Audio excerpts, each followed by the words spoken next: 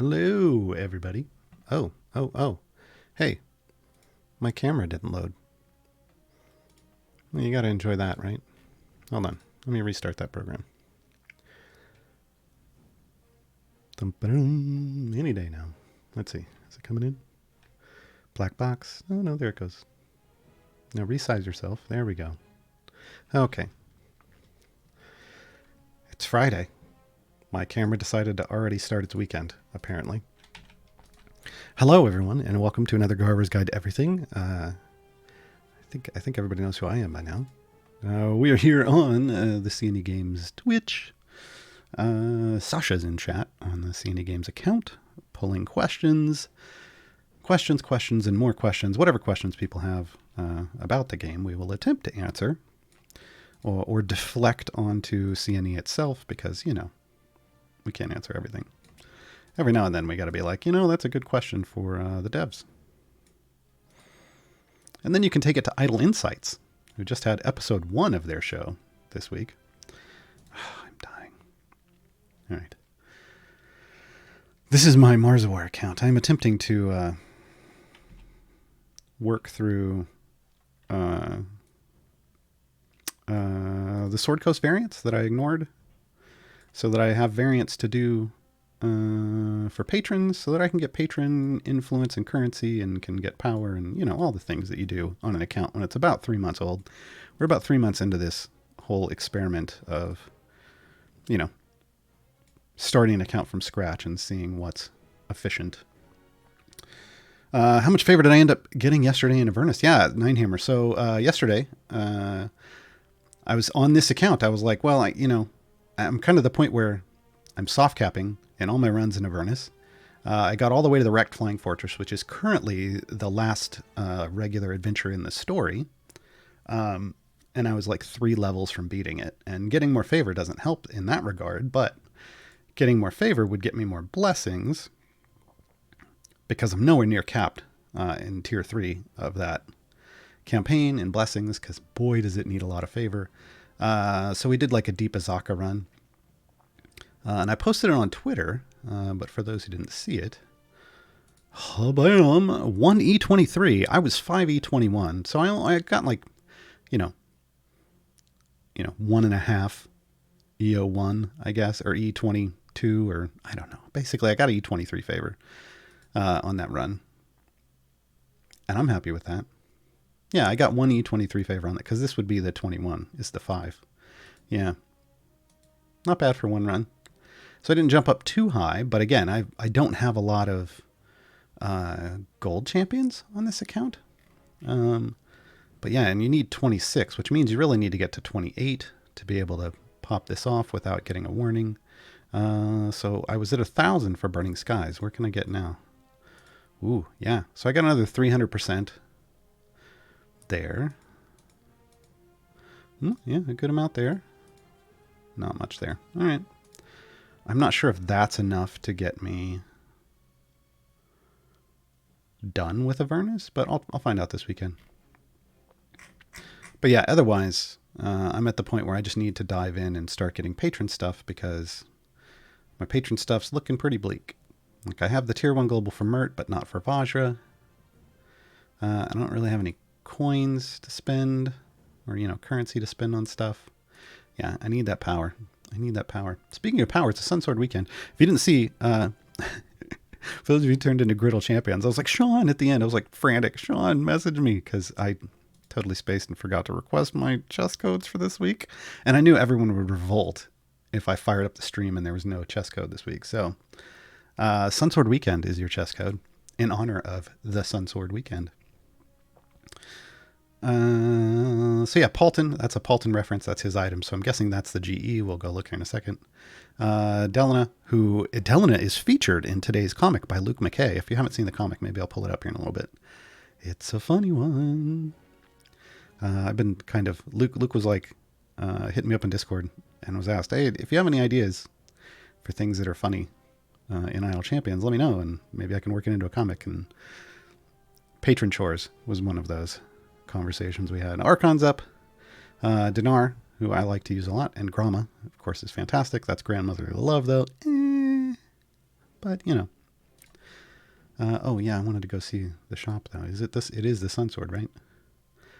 Where is packs, weekend, chests? What? Yes, here. Yeah, there we go. Sunsword of Sergei von Zarovich. So that's his ultimate damage. GE. What other GEs does have come out for Paulton? Hold on, I gotta go look on my other account. Looks like, oh, here. Let me change the camera. Okay, thank you. All the parts of my program taking the day off. All right, so we've got his slot 1 already, slot 2 already. There's a slot 4 for sure. I don't know. There's probably a GE for this. Maybe? I don't know. And I missed it? This is the one, though, slot 5 that's coming out right now. I've got that shiny, so I don't really worry about it. But I know the others are out. I just don't know. Was there a chair? Chat, help me out. Is there a GE for Strahd von Charovich? Which is still one of my favorite scenes in Dice Camera Action. Anyone? I don't know. I'll keep an eye out. But yeah, so that's a Sunsword weekend. And that means if you have signed up for the newsletter, I'm going to plug the newsletter. If you've signed up for the newsletter, you should be getting an email. I'm going to go check my email right now. Yes, I got mine. Free Radiant gold chest. Should it be like a Sunsword? I guess that's just the Radiant. All right, let's see. But the neat thing about these is they send you out one that's of the weekend chest, right? I don't care if everybody sees my code because they're all one-use codes. So yeah, there's the gold Radiant chest. Now, the first time this was a conversation we were having in Discord. The first time you encounter any kind of gold chest in the game, the pity timer is 1 in 4. So you'll have already incremented up. So the neat thing about this is they give you one in the weekend newsletter, which everybody should sign up for. And then they offer 3 packs, right? Of these, right? If we go to the shop, you can grab like a 3-pack. So that $5 3-pack not only gets you this epic, this golden epic, but because you now have 4 chests, that means you're guaranteed another epic for one of those champions. That's how they roll. Oh, I should open this and see what I get. It's going to be duplicates. I'm calling it now. Hey, look at that. It's all duplicates because I have all the gear. All right.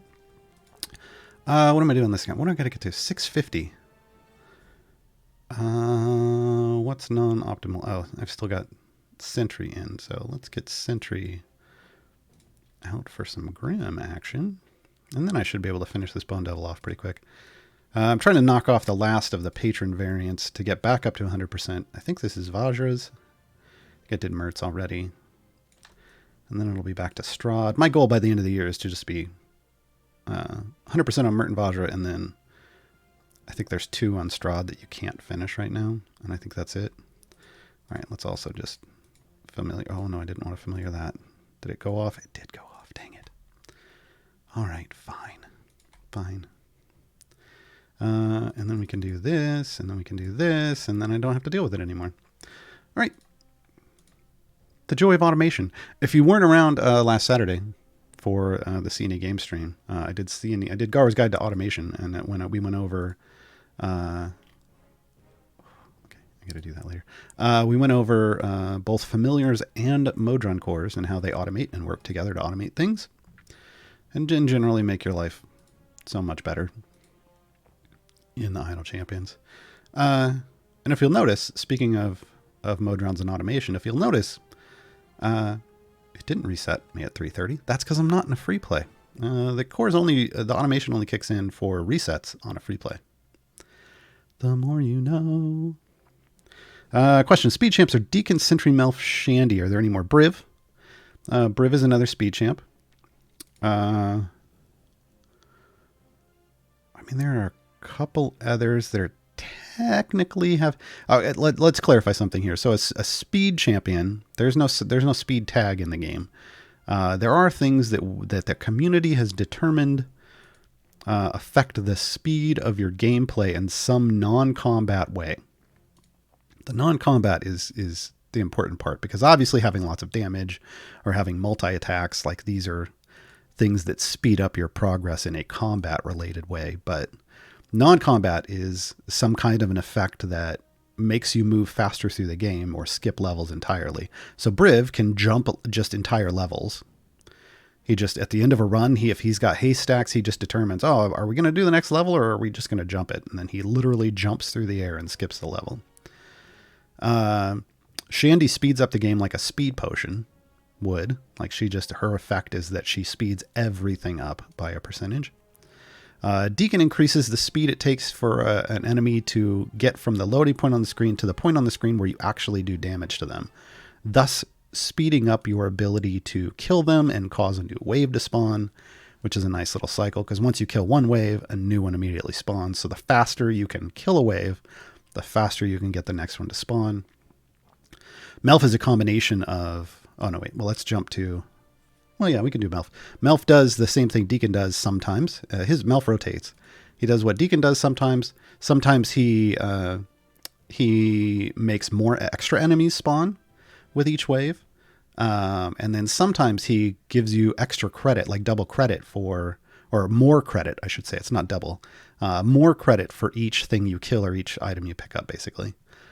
So that, this little meter fills up faster. Sentry reduces the total you need on a level to move forward. Again, thus speeding up your progress.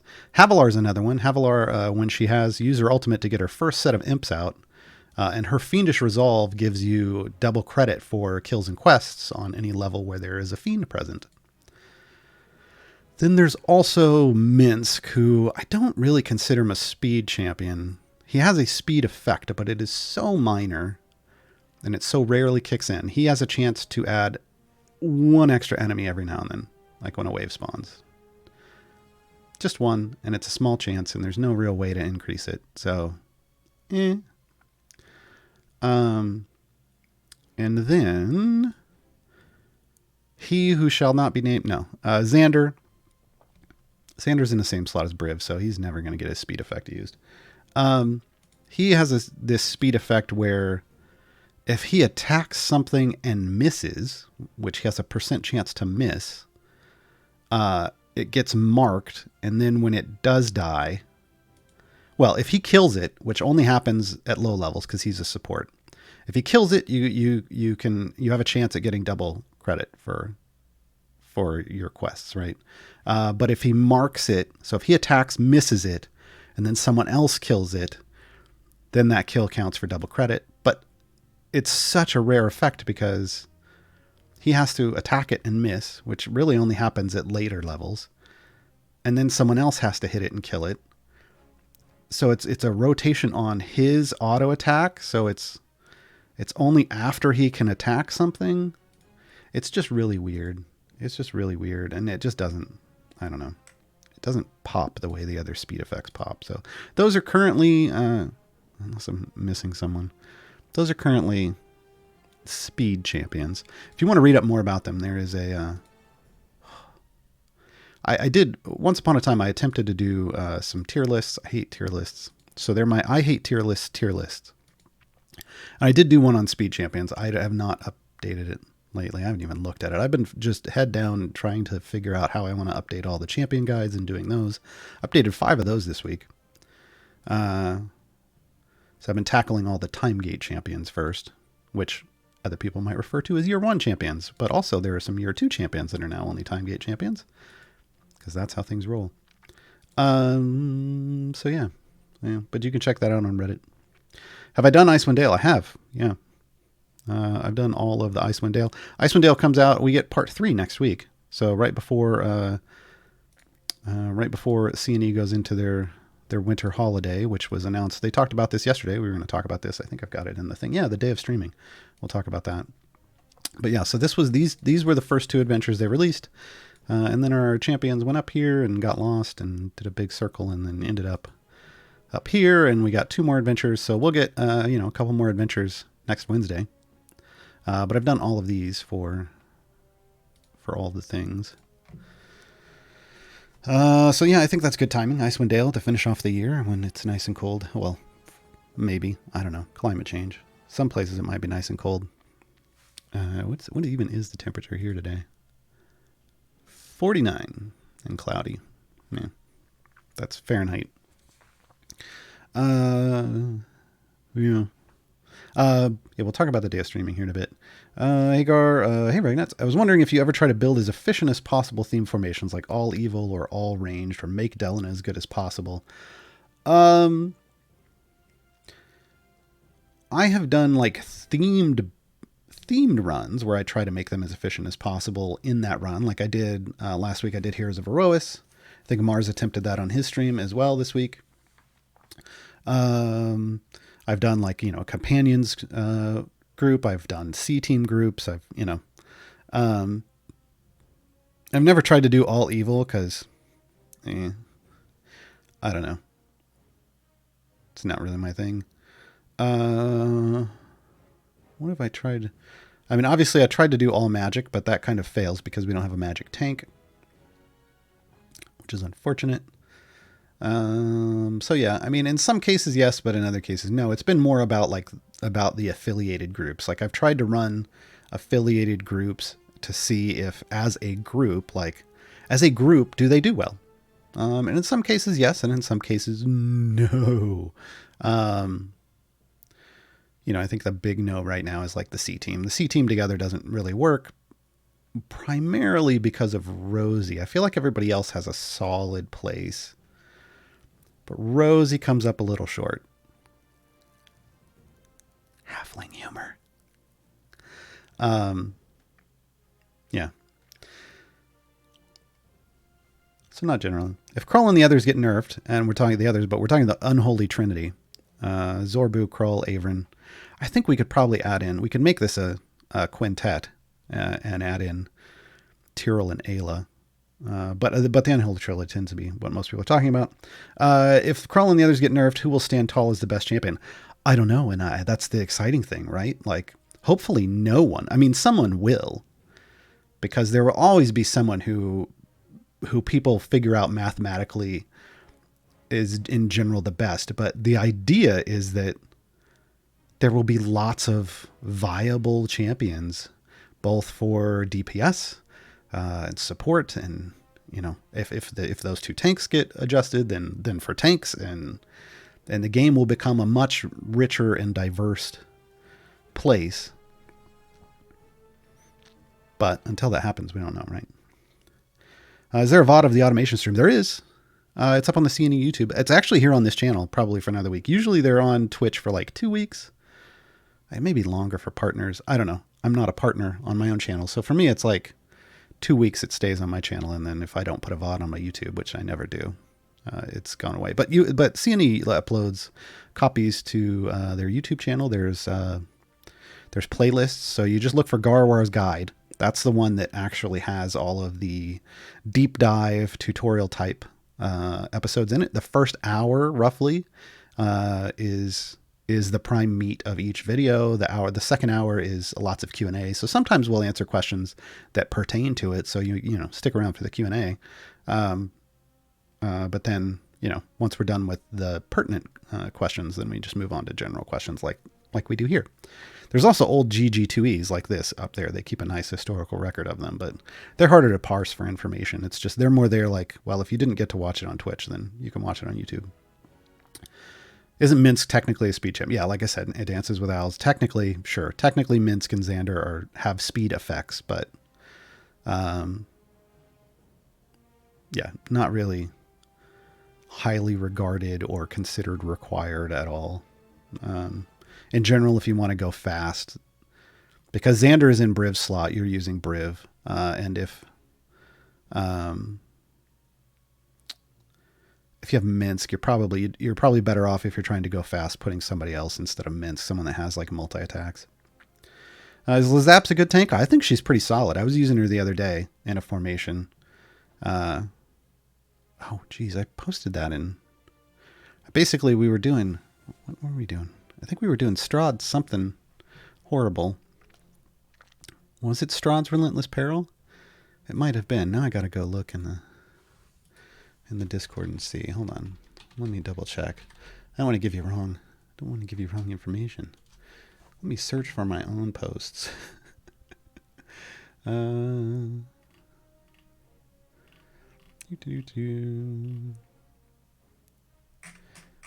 did it not? I don't know. It's not letting me. Sometimes Discord's search function just decides not to work at all. At all.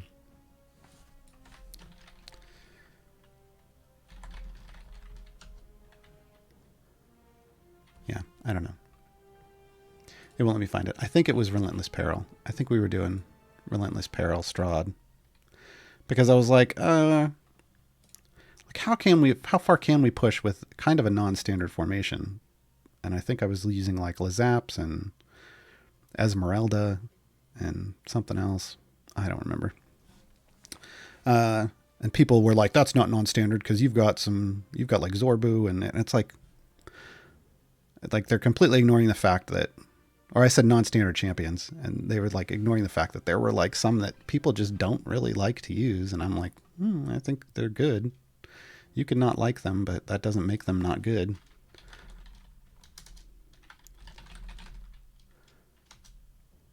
Can I? Oh yeah, that's it. Yeah, Strahd's Relentless Peril. So I was using, here, maybe I can pull this up for everyone. Boom! So yeah, people were more focused on the fact that I was using like Zorbu and Tyrol and, Beetle. Whereas I was focused on the fact that I had Lazaps and Paulton, who doesn't get a lot of use. Is great, but people don't use him that much. And Esmeralda, and up until, recently, no one really used Nova that much. But she's super solid now. Whatever. People will find fault in everything. What is a speed champion? I think I already went over that. Doesn't Gromma count as a magic tank with her spec? So here's the thing. There's no reason why you would ever put in Gromma Swamp in a magic formation. She's not tanking. Like, she has a spec that makes her a magic attack, but that's her DPS spec. So she doesn't have her tanking abilities. She gets her health, but health doesn't make a tank. You have to have other things alongside of just having a lot of health to be a tank, to be a viable tank. So sure, she can become magic base attack to qualify for Alcoria, but that doesn't mean she's a tank in that spec. Heck, your Beetle is out of range from Zorbu for not buffing swap him.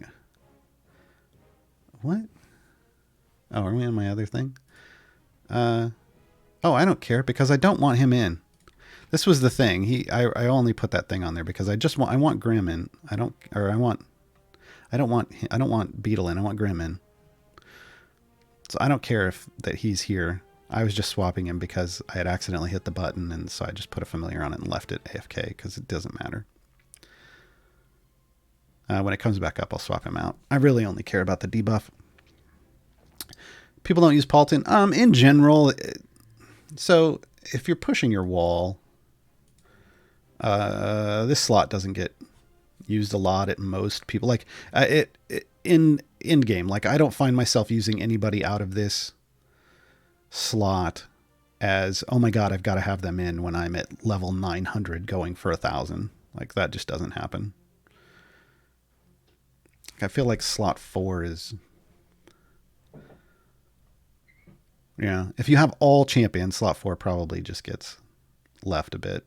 Now, once you're in patron stuff, obviously that changes things. So then I'm using Paulton. But yeah, like slot 4 is great for gold find. That's what they started this off at. Like all 4 of these champions were all about gold find. And something else. Like he's all gold find, but then these are gold find with buffs. And then they added Sentry as a speed champ, and then they added Jaheira, but yeah, originally it was all about the gold, so you didn't really use them unless you were gold farming. And usually slot 1, sometimes they swap in and out, but this tends to be more what what you're looking at here tends to be what my formation roughly is using for slots. So I end up leaving 1 and 4 out when I'm really trying to push deeper. It's just normally I don't have Briv out. He's only here because this is a 3 tank formation. All right, what's going on? Oh, I'm not. I'm on the wrong camera. Yay! This is what I was talking about. This slot. Let's do this again. Oh, it's Friday, folks. All right, it's been a long week. This slot tends to not get used a whole lot. Like these four here are the gold champions that gets used, and then slot 1. Like I get there with Deacon, and if there's lots of hit-based stuff, I use Esmeralda, but otherwise, I'm not necessarily using the rest. Sometimes I might give up like a tank. Like sometimes I would get rid of, if I was having a problem tanking, I would get rid of Briv. Because Briv is the weakest tank in this lineup. I would get rid of Briv and then put Turiel in. I don't think that's going to be necessary for me to get 5 more levels. Oh, hey, now I can finally swip out. There we go. This is what I would rather have. Yeah. I don't know. Yeah, Dana Wolf, I figured it out.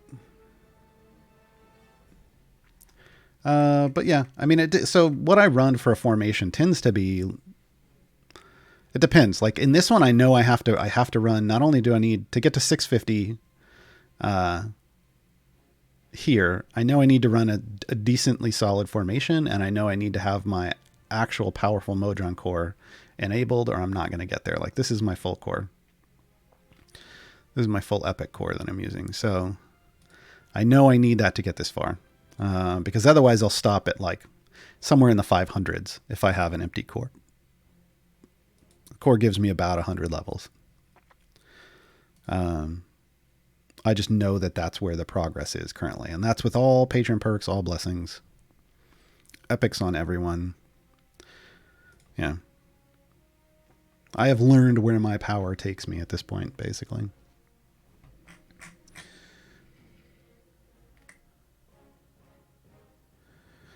Does Rosie even have a purpose? I mean, Rosie's DPS. It's just she's not fantastic.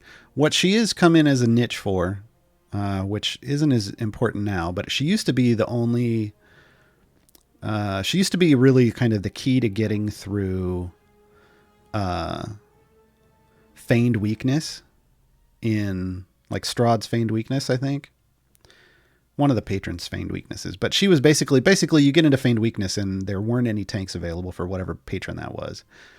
But there are things that do damage to you, like the Xanathar, but also these like, there's this AoE, there's this kind of ranged magical damage stuff that happens to you as well. That's unavoidable. And if you don't have a tank in your lineup, you don't have the health to deal with it. So Rosie came in that situation, and you put her adjacent to as many people as possible.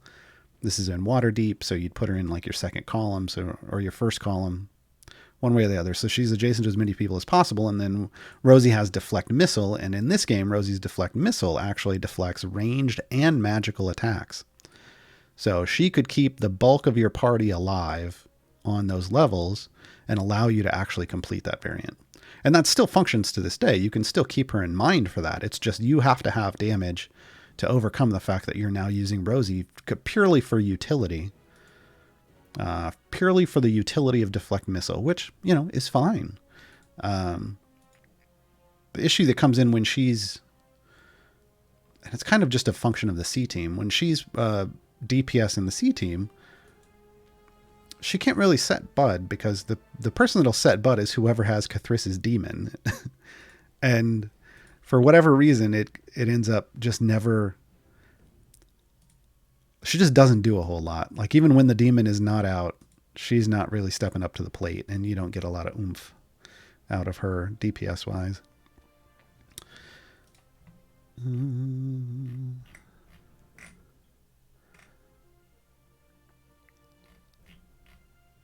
I see people saying Gromma still gets HP share and HP, but well,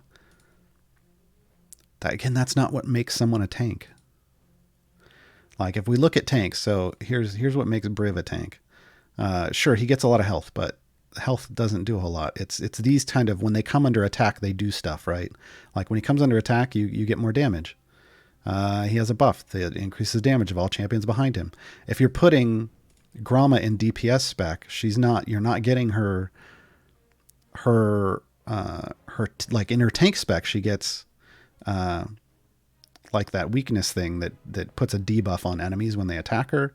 And then she, in her support spec, she gives you her Arctic stuff. She gives you like freezing breeze and stuff that adds a debuff and makes things take more damage and slows them down and etc. In the swamp, she's just pew pewing. She gets a ranged AoE attack. You still get grandmotherly love, but you don't get anything based off when people start attacking her or anything. So again, just sticking someone up front that's got a lot of health doesn't necessarily mean they're a tank. You really love Dinar. What makes him so good? I like Dinar a lot because of his utility, right? So I like that. I mean, he's got a heal, and he heals anyone in the party, and it's a heal over time. So he can throw out a heal 1 second. He heals every second. So he can throw a heal out on one person 1 second and a different person another second. And it's everyone it's just whoever has lost the most health on a percentage basis gets his heal. Then he increases damage of all champions in his column as well as all champions behind him. So when he's in the second column, everyone but the tanks get his buff, which is way better than, say, Celeste, who only buffs adjacent, right? And Celeste only buffs or only heals in front of her, the column in front or 2 columns in front. And then, oh yeah, just his basic attack, right? His basic attack command rotates through a thing. So he can make people run away. He can kind of make them stun. He can cause things to drop gold. And then, yeah, I think just all around, he's a lot of fun. And his specialization lets him make that AoE. So he can just, like, he's pushing back groups of enemies here, right? Like, there's just a lot of utility there that's nice. We did finish this though. Hey, yay! I hope they go back and bring more Force Grey characters in the game. I have a feeling I don't know that Force Grey is like the Force Grey Season 1 is what I think is what you're talking about. And they're like Force Grey Season 2 is what we have in the game. I don't know if that's going to happen. All right, now I'm 100% with Vajra, 100% with Mert. I just got Strahd to go. This is one of the ones that's undoable right now. Show of strength. There aren't enough champions in the game that are both smart and strong to do anything that has a strength requirement for him. And I left extreme heat because one day I would like this to work right. And I would like to play this once. I finished it for everyone else. I would like to play this once where it's actually functional, right? It says every 3 seconds, each champion takes 10% of their max health as damage. Well, that's not what happens. It picks a random champion to take damage right now. And I want to play it where it's actually doing this. Because I like those kind of things, so I'm leaving it. Sword Coast. Oh, this one is the other strength requirement one. That's Prisoners of Lolth. Tomb's done. Waterdeep's done. Those ones we just looked at. Oh, I haven't done these.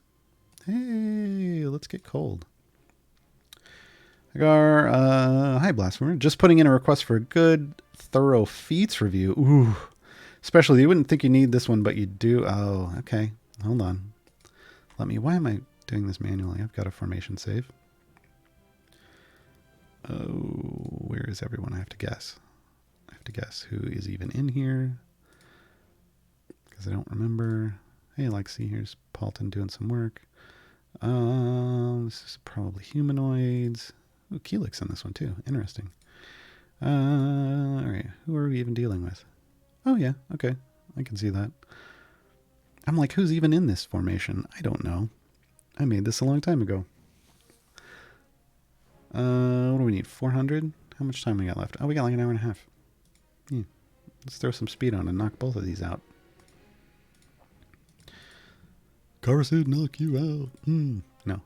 Okay. We're talking about feats. Hold on. I need to open a document and make a note. Yeah, because, we're trying to come up with good Gaarawarr's Guide deep dives. And a lot of this stuff just isn't... Like, we're down to the point where people throw out things that they'd like to know more about, and they're more of like it's a small topic. Feats, though.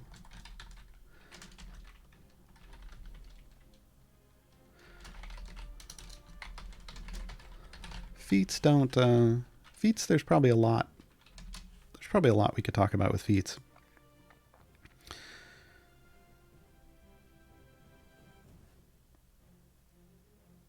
When you save a formation, is it just for that map or that campaign? It's that campaign. So like Icewind Dale, this is a save formation I have for Icewind Dale. So in Icewind Dale for Strahd specifically, I can have 100 save formations. And then for Icewind Dale Vajra, I can have a different 100 save formations. And then for Icewind Dale Mert, and then for just Icewind Dale Vanilla, like each can have 100 saved formations. So you can make some specific to certain maps if you want, like in certain adventures. Yeah. It's all out there. It's all possible. And then in events, right? Like each champion has a different formation in an event. So you can have 100 different saves for Krull's Simral formation. You have 100 for Warden's Simral formation, 100 for Lucius's Simral formation. Yeah. Lots of options. I only have 9 champs on the field. That's what I was wondering. Like, where's the other? No, that's 10. Oh, no. Who didn't load in? Celeste. Oh, I know why.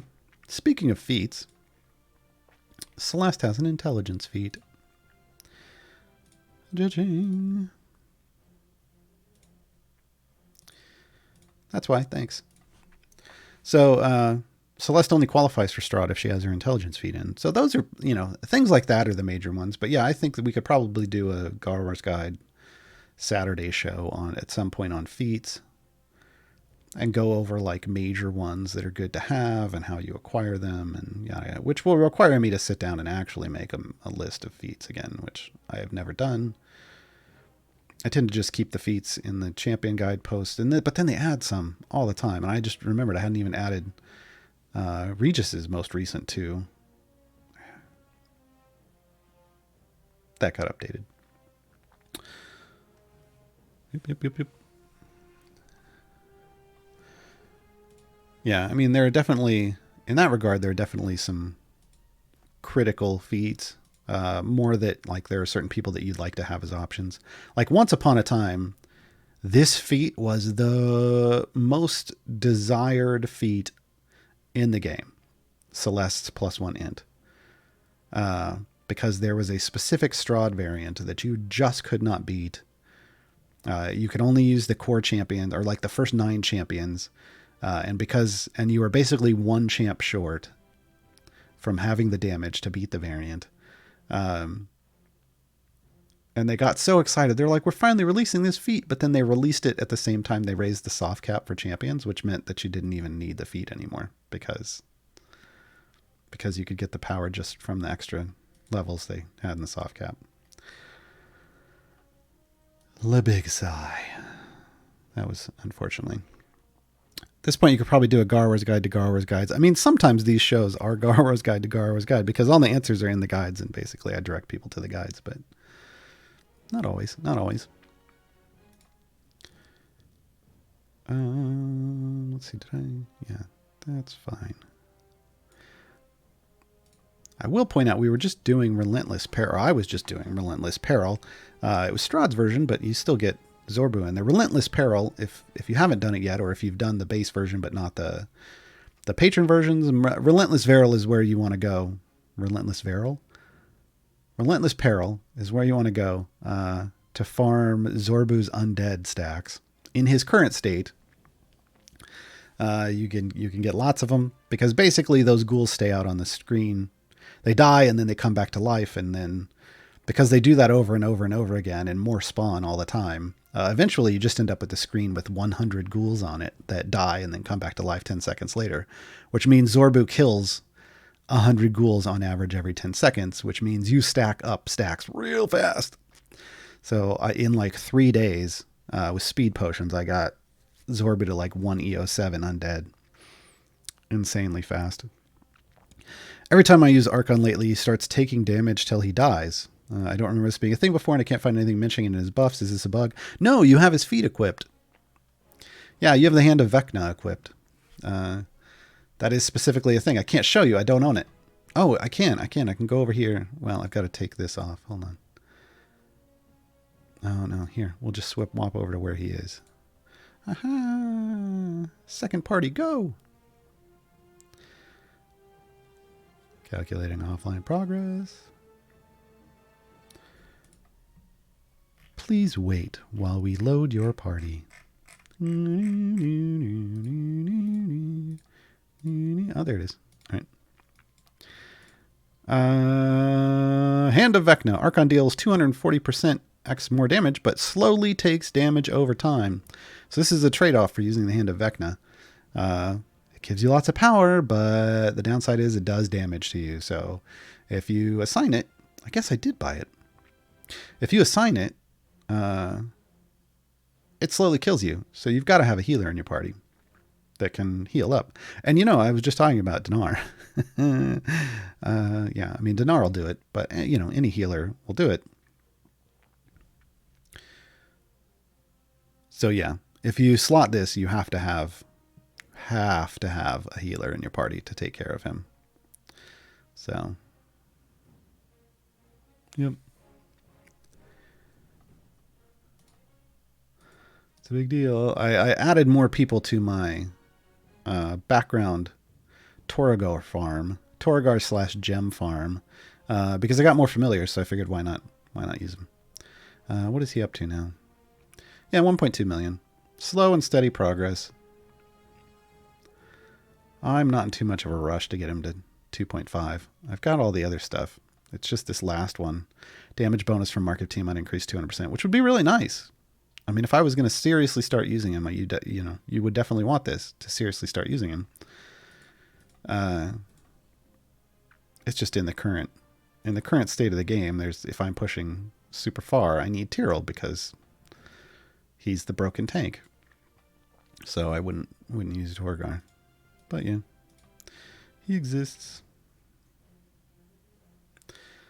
You can say that about a lot of champions. They exist.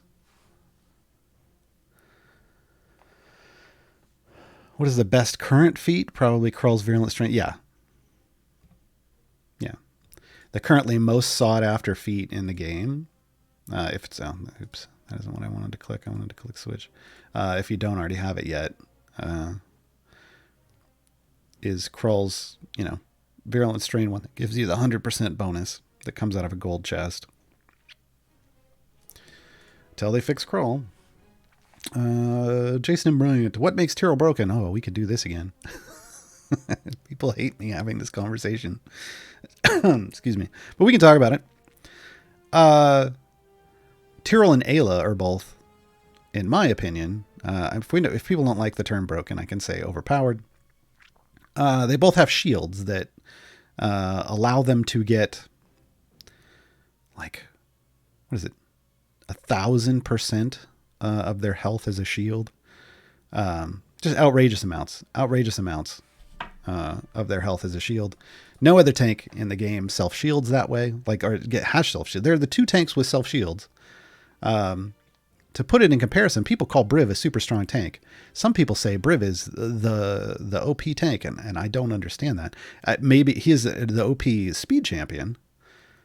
I would put him in. He is really strong as a speed champion. He's S tier speed. Well, I have him broken as S tier speed. Melf kind of comes in probably a little after that. I don't know. I got to review my speed tier list now. But Briv can only tank up to 99.99% of his health. If he takes a hit of 100%, and then he can heal himself for that amount, which is great. He's got great sustain. But Briv can't take more than 100% of his health as a hit. Whereas Tyrell and Ayla, with their shields up, can take hits that total, hundreds of percents, multiple times their actual total health amounts. Shake it off and just reset their shield and keep going. Ayla's is arguably nicer as an ability than Tyrell's, because Ayla's just procs every 30 seconds based off the number of enemies on the screen that have her kind of electrify, like prime thing going on. And if you do it right, that means every enemy. Whereas Tyrell needs to chomp on things, and he only gets to do that on his ult cooldown. If you have his ult cooldown item maxed, it's every 60 seconds. And it's based off like a bite, a small AoE bite. So it really works better if everything's stacked up right in front of him. But they're big chunky shields. They're big, huge, chonky shields, and for the most part, you can basically push, into the 900s and in some cases further just with those nice big shields, because hundreds of enemies, like 100 enemies will stack up on them and they'll just be fine, and they'll last long enough while enrage stacks go up, and then finally you'll kill them because, eventually, because enrage stacks, this is why I'm talking about a tank. Like, health doesn't make you a tank. It's these abilities that, right here, like Forces of Good, increases the damage of good champions by 100% for each enemy attacking Tyrell and or each enemy in rage stack.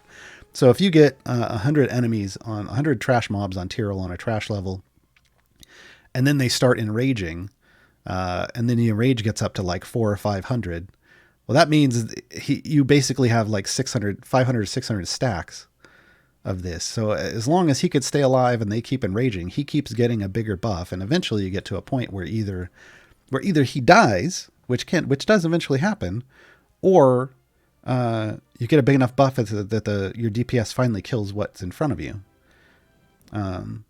The issue is you can't put any other tanks in that kind of situation and let them tank for that long, because they just can't live that long. Calliope's shields would be the only thing that would be shielding to a large amount, and Calliope's shields, if you have her in, and her shields stop at cap at 200% if you can even get them that big.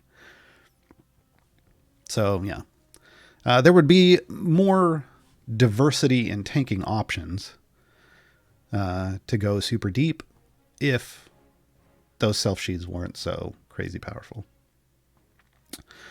What zone does Briv die at? I'm having no issues with it at 950. He dies probably in the 850s for me. So maybe you have some crazy item levels. Like Namespace Exhausted, how many item levels have you pumped into your Briv for his speed jump, right? That tends to be what people do. Where is it? He's over here. Like, because it's going to base off your health one, right? My health item is at 228.6. So, obviously the higher your health item, the further you're going to be able to push. But all things being equal, if we had a 0 item Briv and a 0 item Ayla, for instance, Ayla would live longer than Briv because of her shield. Because her shield isn't based off an item. I mean, it's based off health, but ultimately, it's based off the number of enemies on the screen. It's 10% per marked enemy. So it gets pretty crazy. And all of that feeds off health. So it's kind of double dips, because you get a health item. The health item increases your health. Well, then that increases the amount of the shield, since it's a percentage of your health for the shield. That makes the shield bigger. That's kind of like, for Briv, though, it's just Briv's heals are what Briv's heals are. He gets healed for 1% of his health. So just raising his health makes him tankier. So the higher you get it, the bigger his heal eventually goes off. And you can actually make it more than 100% of his health by having picking his heal spec and having Mertz perk up. But he still can't take more than 100% of his health as a single hit. And he can't take more than 100% of his health within 10 hits or 10 seconds. He has to have those variables, whereas Ayla and Tyrell don't. If their shield's up, they can take more than 100% of their health in a single hit, or 10 hits totaling more than 100% of their health.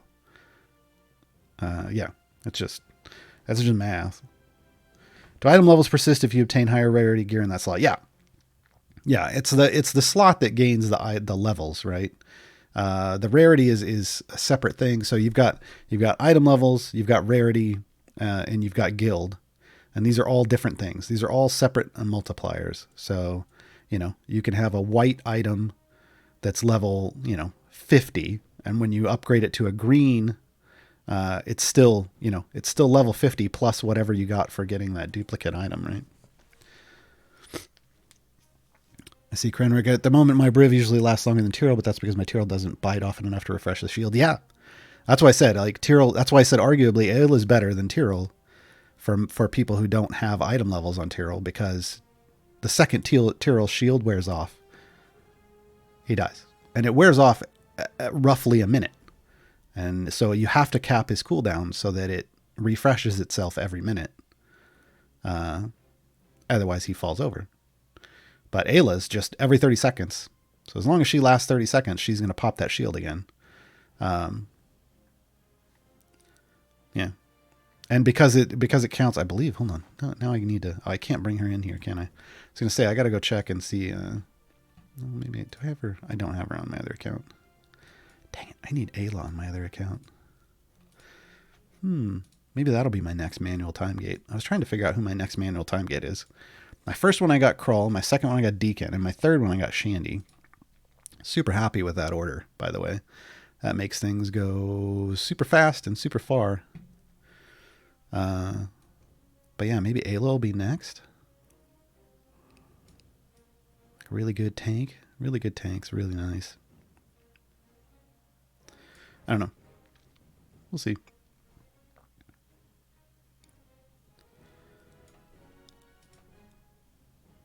What else do we need to talk about today? Oh, yeah, Simrel. I finished all my Simrel, so I don't have a lot to show you on Simrel, but if people have questions about Simrel, we can talk Simrel. It will be going until Monday. What was good stuff? Was any of these crazy? I did all these a long time ago. I did all of these just on my new account, though, recently, so... yeah, this one's got 2 additional armored hit points, but that wasn't, I don't know, those aren't horrible. I mean, these are ones where I really like Esmeralda, if you've got Esmeralda. Otherwise, you want like a multi-hit champion like Hitch. Oh, this was the one that reduced damage. This basically meant you had to have your DPS in the middle. This was a great formation, by the way, especially if you've got 3 tanks. It's such a nice, tight formation. You can get lots of adjacencies. Oh, this is the one where you end up with basically 3 champions at the end. This one was super straightforward because you put Nayeli here, you put Warden loads in here, and then you have Calliope right there, and you're good. You get through the whole thing. Because you end up with those 3 champions. So as long as you've got some favor to level those up, they end up being fine. What is Tyrell's cooldown capped at? I mean, all cooldown reduction items cap at 75% of their effectiveness.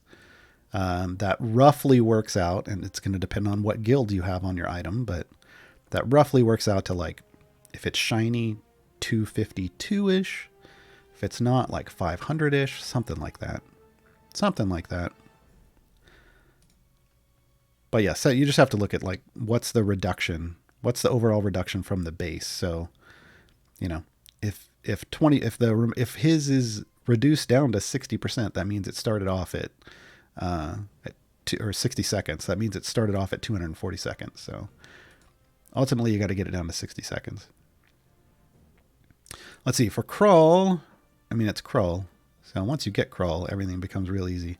This is just -2 slots. That wasn't super horrible. Krull starts in your formation and cannot be removed. I mean, most people treat him that way anyway. 5 arrows, temperature drops by 5 degrees. Enemies get, yeah, that's just, this one is just not difficult because you're getting Krull. So as a new player, you get Krull, you put Krull in, you use Krull. He takes care of these challenges for you. No rest for the gifted. That one wasn't horrible. Utterly Deadly was fun because the cows spit at you. I thought the curse, because it says the cursed cow attacks the champion becomes disabled. I thought that the cow would have to get all the way up to you and hit you. But no, they just spit on a random champion. So there's just some RNG involved. It just means you got to have a little more power. And then this one was actually a pain. This one you needed a good chunk of favor for. Yeah, so you make sure you get to like E9, at least E9, E10 favor is going to make it nicer. Because you're losing 3 people in a real bad positioning. Because you're basically leaving this tank out on their own. That's rough. That one's rough. But yeah, finish everything up by Monday. Remember, noon Pacific time. And that means you got to spend your tokens by then, too. You see, I've got like 16,000 I got to spend. Oop, I'm going to sneeze. Hold on.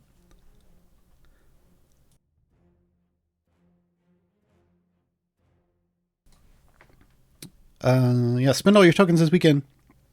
Because once the event ends, the tokens disappear. You can't wait and spend it after it ends.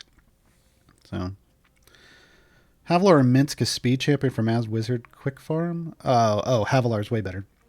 Well, I mean, yeah, Havolar's better. You've got to remember, you got to have her imp out. And right now, it's still, for some people on some platforms, it still works so that if you put it at X100, when your Modron cycles, it'll make sure the imp is out again. But otherwise, every time you restart, you got to make sure you hit her ultimate to get the imp out. Still, I would rather have that than Minsk. Minsk just, it doesn't really give you that extra enemy that much. What order would you recommend maxing the Simral champs? Like, if you already did all their variants and you're doing free plays, I recommend the same thing every time. I recommend splitting all your items up equally amongst them. That's what I'm doing on my new player account. That's generally what I do. I think everybody should have the same amount of power because you're going to eventually use all the champions. You're going to need them for variants. Others won't be able to be used.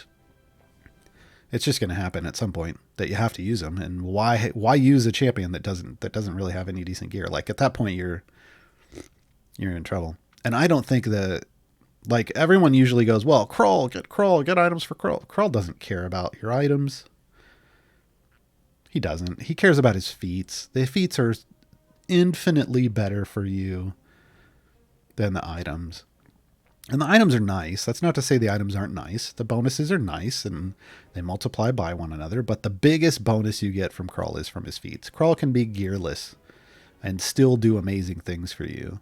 And just getting him a few more item levels from a few more chests that could have gone to someone else, that could have gotten them, at least full blues instead of sitting in whites and greens. It's not going to be that big of a deal for him, whereas it'll be a big deal for those other champions. In the end, how do you rate Lucius? I don't rate champions. Well, like I say that, and I say there's some top champions, but Lucius falls into the acceptable category, right? Like there is a large mass of champions that are kind of in the middle that are all fine. They're all fine. You can use them. You can make them work. I pushed Lucius like up into the 700s with a partial Erois formation with some other, heavy hitters just to see what would happen. And when I swapped Zorbu into that same formation in his spot, Zorbu only went like another 10 levels. So it wasn't like he was super far off. Now, if I had super optimized around Zorbu, then maybe, Zorbu would go further. But I'm just saying, like, if you just as a swap, Zorbu doesn't come in and necessarily do more damage than Lucius. It's just that you may bring in, using a mostly Erois formation means you're losing some other OP champions like Averin. So yeah, I mean, I think overall, again, I think if they bring the outliers into the middle, lots of people are viable.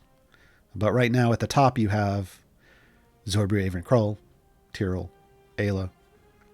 And at the bottom, you've got people like Rosie and, oh God, are we going to do the bottom list? Hold on.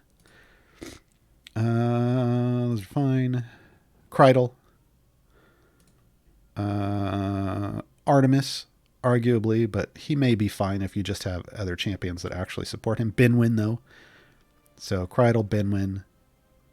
I feel like Ishi's probably in a bad place. Xander's not in the greatest place. I feel like they just need to get rid of his speed effect and give him an actual support effect, and he'd probably be fine. Everyone in this slot is great. The problem is Krull exists in this slot. Otherwise, everyone in this slot is great.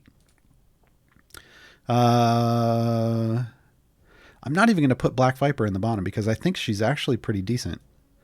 The problem is I actually used her in a run. Like I built a Black Viper formation and she did pretty good. I don't put her like at the bottom at all. Nrak needs something because all he gets used for is Githzerai focus. And Vlanya needs something with her buffs. Dellen is fine. She's just maybe a little too, she suffers from being a little too niche. And it's just in regard to how she wants to be placed in a formation. And even then, that buff isn't huge. I don't know. She just feels a little too niche. But I've used her for difficult variants before because she was all I had available, and it worked. Rosie, yeah, definitely Rosie.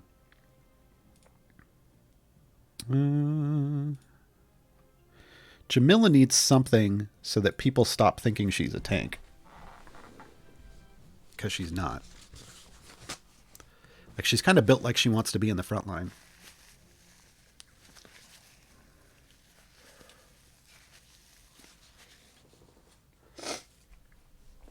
And I don't know. I don't like that. It just doesn't seem to work out for her. Like, when I've tried to use her, she just seems boring. I don't know how to phrase it other than that. Who are unacceptable. I mean, I don't, like I said, those are the kind of those are the ones at the bottom.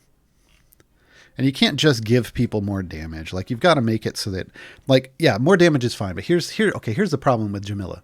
Jamila just does damage. She jumps out and she hits something, and then something adjacent to it or something like that, and then that's it. Like, she's just a pure, I'm just going to whack at this stuff until it falls over. And there isn't really a place for, like, that was fine when the game started, when all, like, the core 12 champions had to be very broad in their use, and you needed things that just went out and hit something. And Jamila did that. Jamila filled the role of just being something that smacks something hard. But now we have over 70 champions in the game. And the good ones, in my opinion, the good ones fill a niche, and they fill that niche well. And when they're in their niche, they shine like the sun. Like, they do amazing things. That's what I want to see. I want to see I want to be able to go into an adventure and see what I'm up against and realize, oh, I need to bring out so-and-so and so-and-so and then so-and-so. And that's going to make this run easier and have that be viable. Because this is supposed to be a formation strategy management game. I don't want to have one generic go-to formation that I use for everything. And that's kind of where the game is in regards to, like I said earlier, when I was saying these are basically the 10 champions I have out on the board, or at least the 10 slots that I'm using. But the only champion that wasn't out there was like Briv would get swapped for Calliope in that slot. But everything else was that's basically what I use, because those are the strong champions. So why not use the strongest champions? But I would rather have to think about each run, and maybe even get to certain parts of the run and face a boss where I've got to be like, oh, well, I've got to swap these people out for these people. You know. I like that challenge. Not everybody does.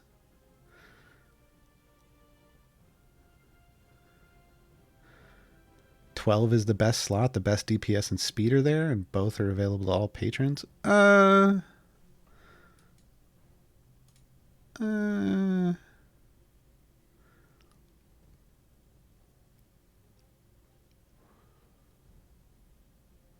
mean, he's strong. I don't know. I think his randomness keeps him from, I think Briv probably ultimately is, well, I don't know. They're probably close to, if Briv couldn't just jump bosses on demand, I wouldn't call him broken. And again, I don't think Zorbu should be the best DPS. I think he should get dethroned. I don't know. Maybe we will see some change at some point. Who knows? We're coming up. I mean, Krall's been in the game a year now. Avern's been in a little over a year. When did Zorbu get? I can't remember. Zorbu's been like this for over a year. Yeah, something needs to happen at some point. I mean, I think if you could, heck, I even think if you, at this point, if you just fixed Krall, that alone might dethrone Zorbu, because Ashara might overtake his spot. I mean, once you free up that slot, and it's not absolutely required to use Krall, Ashara's super strong now with the fact that she can buff herself with her stuff, and yeah, I don't know. And that's what I like about this game, and what I like why I always want to say, hey, maybe we should not have that small group be super outliers. Like bring outliers back into the fold with everyone else, and then you have a lot more viability of, and flexibility of formations and champions and who people use and what actually works. And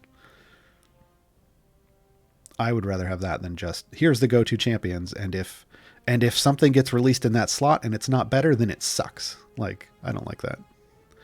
That's not a fun situation. Question: is the only way to get shinies for non-event champions? Oh, wait. Is that really how that? Oh, for event champions. It's the only way to get shinies for event champions spending money. For the most part, yes. Technically, there is still a chance that shinies can drop from those event champion chests. Shiny can drop from any chest that drops gear for a champion can have it be shiny. People have gotten shinies for, like, well, there's a picture in Discord. I asked them to post it. Like a level 1 white item that's shiny for a champion. It happens. It's the same odds as any other chest. It's just you don't get as many of those chests as you get of regular chests. So there are potions of polish in the game that don't require you spending cash. Each patron has one. So there's currently 3 ways you could potentially get a shiny to land on an event champion. But yeah, in general, that's not where you get your shinies. Like, you don't get shinies for event champions in general. And keep in mind, shinies and golds and golden epics. So shinies and golden epics aren't required. What those do is boost your item levels, the effect of your item levels on a champion. So a shiny will boost it by 50%. Well, if your event champion only has 40 item levels on it, you could get the same effect by dumping Blacksmith Contracts on it to get it up to basically level 60 on average, right? You're basically doing the same thing as applying a shiny. And you would need to get it up to 80 to get the same effect as a gold, right? Roughly. Because again, it's boosting the power of that item slot. Yeah, I know, but shiny is nice. No, I agree. That's why, I have shinies. I like shinies. It's a collection thing eventually. Eventually I'd like to get there. We opened up 32 shinies last week, 32 potions of polish last week on stream. So I get it, but yeah, they're nice, but they're not required. I like to look for ways that get me a shiny or a golden so that I can guild out a slot on a champion, on event champions primarily. Now I don't need any for core evergreens anymore until they add a new evergreen. So I look for ways to do that are affordable to me and fit within my budget so that I can support the game and get a shiny or a golden here and there. Yeah. What do I think about the next patrons? I'm between something restricted by charisma or no evil chaotic. Oh, I don't get into the theory craft. There are so many potential options for what a patron could have their restrictions be based off of. So many.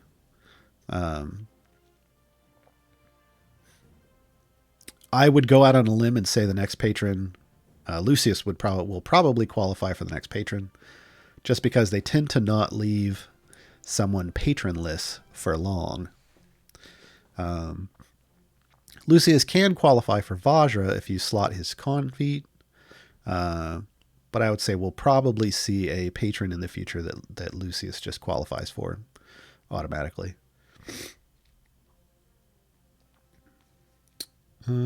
Shiny has a higher top end too. I don't know what that means. Dual cells. Can you clarify what you were trying to say? I don't know what by shiny has a higher top end too, right? I don't know what that means. So no, because I don't know what you're asking. Is there a magical range or melee attack that you still want to see in the game? Ooh. So just like a base attack? I want to see a tank with a magic base attack and a tank with a ranged base attack. But as far as what specific attack? Do we have anyone that throws a spear? Melf runs out with his spear and jabs people. Do we have someone that throws one? That would be neat. Yeah,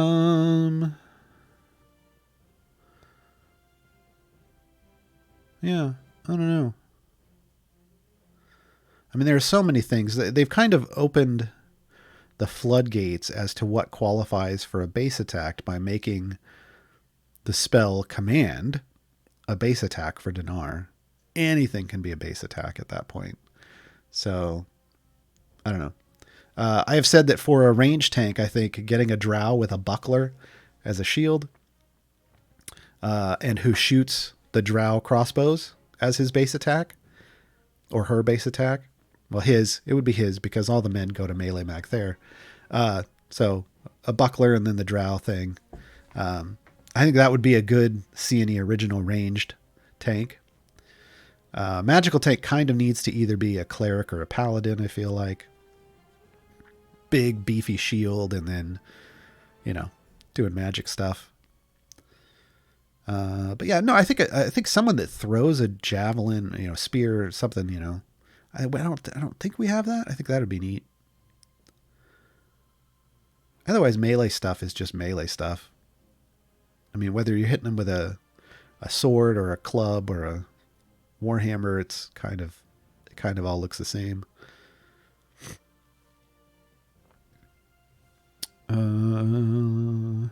Did we get a dual cells? Did you clarify what you were asking? The equipment shows shiny is an upgrade and golden is at the top. Oh, well, yeah, we talked about that. Those are guilds. So when you're guilding a slot, it starts out with no guild at all. It starts out base, and then shiny is a 50% bonus. Putting a golden on top of that kicks the shiny out to be a potion of polish, and then you got golden gives you a 100% bonus. But again, it's just a 100% bonus to the power the item levels are already providing you as far as the effect goes. So if you don't want, if you don't have shiny or golden, you pump up the power of that slot by using blacksmithing contracts. And you can overcome whatever that is until you get to like super outrageous levels. Like here, I've got a shiny level 1379. So I'm getting 50% more power off of those 1,379 levels than I normally would. So it would take me, almost 700 item levels to add to this to make up for that shiny. So sure, when you get to super high item levels, which tends to only happen on core and evergreen champions because of all the chests that you open, then that happens. But when you're talking about, a champion like Grama, like here, I've got a gold at 50. Well, if I pumped item, if I didn't have this golden and I wanted the same effect, I could pump blacksmithing contracts to get another 50 levels into this, and I'd get the same effect. So it's easy to overcome when it's low. It's harder to overcome when it's super high, but event champions tend to not. Unless you've been pumping tons and tons and tons and tons of blacksmith contracts into an event champion, they tend to not get super high item levels. Like currently I've had to pump blacksmithing contracts into mine to get them where they are. My lowest will be Lucius right now. But my lowest in general is 80. That's my floor. We've got to open Lucius chest today though, folks. I forgot about that. So right now, yeah, my average item levels on Lucius is 6. But we will get him some more items today when we open up chests, and then I will eventually bump him up to 80 with blacksmithing contracts so that he is on par at the same floor as all of these others. Like, Black Viper I have at 80. Zorbu is like at 99. He's not even that high. Avern's at 81. Krull's at 81. Like I don't, unless they have some kind of effect I'm trying to max out, which is usually a speed effect, I don't pump lots of blacksmithing contracts into something. I even it out. Is there any reason to save a potion of polish or just use them all right away? I saved mine specifically because I knew I was close to having all of my core and evergreens in full shiny. And the reason I did that, I played a very long game. I did that because I wanted all of those potions to guaranteed land on event champions.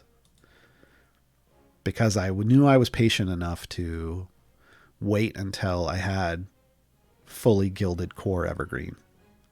If you're new to the game, just pop them right away. Like on my other account, if I get one, I just use it. I actually found one in my inventory. I don't even remember how I got it. And I realized, oh God, I need to just use that. So I popped it because it's just wasted in your inventory in general.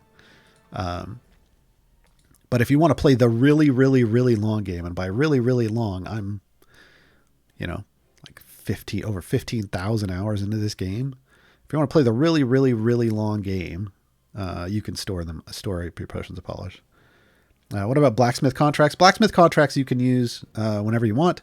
Only use them on event champions. Don't ever use them on core evergreen. Core and evergreen are going to get items just by you opening regular chests. So that's just a waste of a Blacksmith Contract. So use them on your event champions.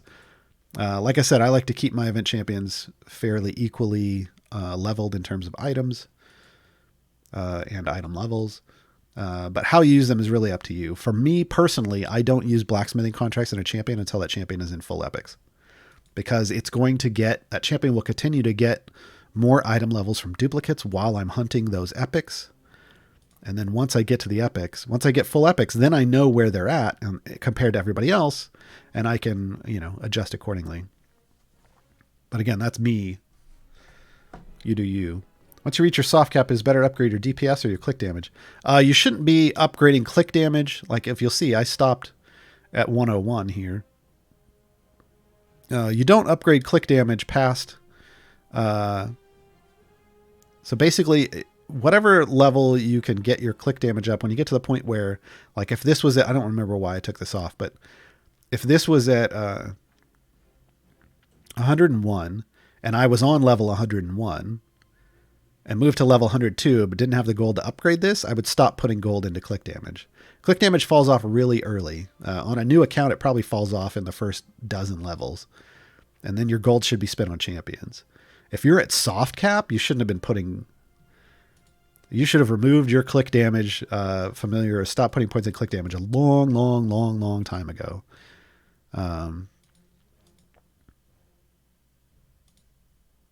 For newer players. There is a thing called click debuff at in-game, but again, you get to soft cap, you push further, and eventually you reach a point where you would then level up your click damage, but you don't do it in time with leveling up everything else. We haven't talked about, we've kind of talked about, Mars talked about it a little bit, click debuff. We've kind of talked about it here. I don't really do it. I don't like it. It's just too much work for me. But yeah, in general, once you reach soft cap, if you're going to over level to try to get more damage, you put those extra levels into your primary DPS.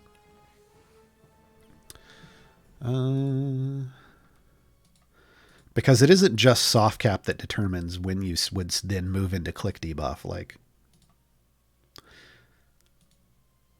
yeah, you need a lot of gold. There's a favor amount in your campaign. I'm not sure exactly where it is for each campaign. I haven't gone that much. You'd want to talk to somebody in Discord that's more of an expert on click debuff for that. I've got a good amount of favor. The furthest I've ever pushed is like 951. And I did that via click debuff and then just gave up because it took me, I'd gotten to 901 just with a regular formation. And then decided, well, I'm here. Let's see what this click debuff thing is about. And then I pushed another 50 levels and I was like, I'm tired of doing this already. I don't even care that I could probably get to 1,000. It just didn't. I don't know. So, you can do it. When I did that, I was in the E40s in favor in an event. I don't know how well click debuff works, like in the E30s or even the E20s. I don't know if it works at all, frankly. You're going to have to talk to somebody that does it a lot to know that. But yeah, I think you probably need to be in the E40s to really get something out of it. And then I think I saw somebody say you need like E50 to get over 1,000, but I don't know. All right, we need to open up some chests. So I've got one more Silver Lucius. Give me something I care about? Nope. All right.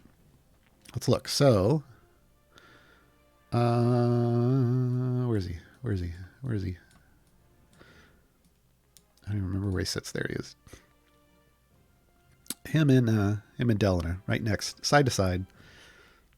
All right, so so I've got enough chests. I know I'm guaranteed to get blues.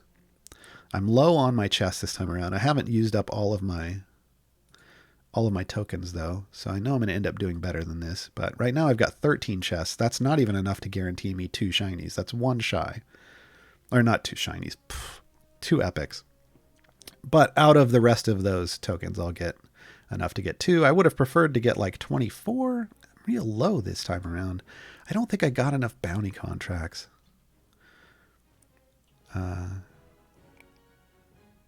This time around. So Lucius is going to end up under-geared for me compared to others. I'll have to hunt down his extra stuff. Anonymous stone. Oh, and it does damage. That's good. Yeah, I'm probably going to have to use patron chests. I'll have to slot his con feet and pop some Vajra chests to get him in full epic, which is fine. That's why I store up all my excess coinage and patrons, and I don't spend it on anything. I buy my time gate piece each week, and I buy the Modron chest each week, and that's it.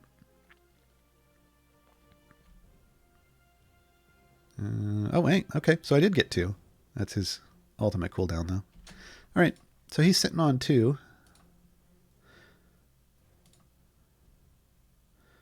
Dang it. I was afraid of that. But that's okay. Hopefully we'll fill this in. The filling in a blue or a green gap is easier than filling in a white gap. So, not too worried. So I've got 16,000 gems. So there's what?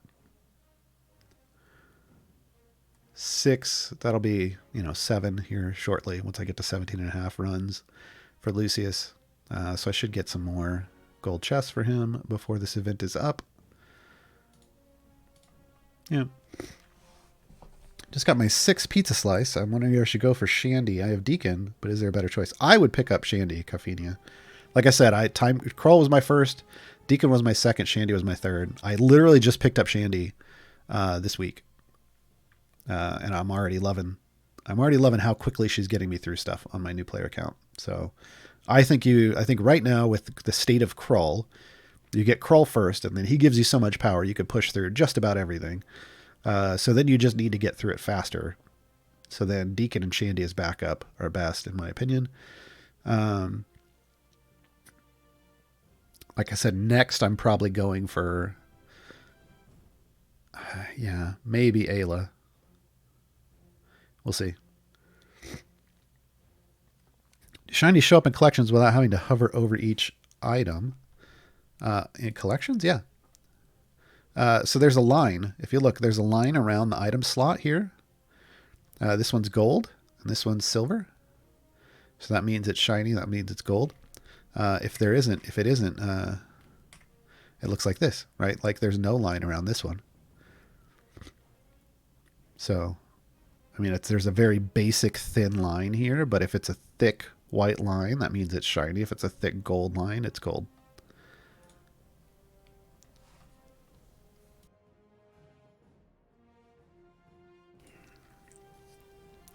What do I consider under-geared?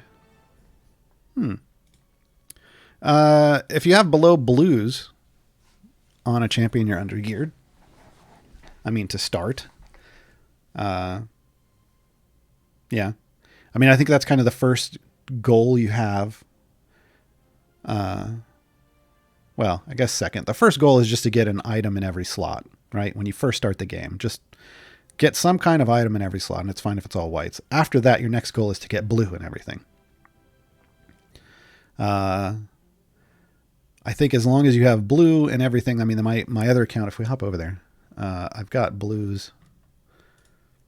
Like Deacon's a little under-geared here because he's got a pair of greens.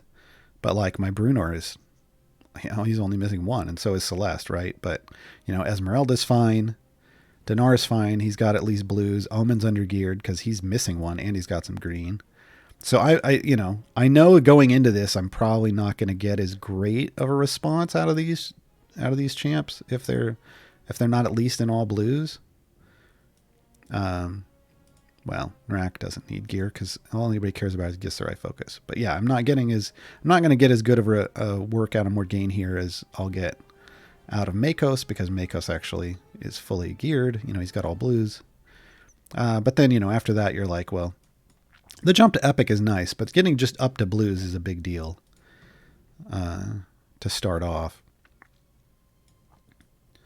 Let me level up some things here.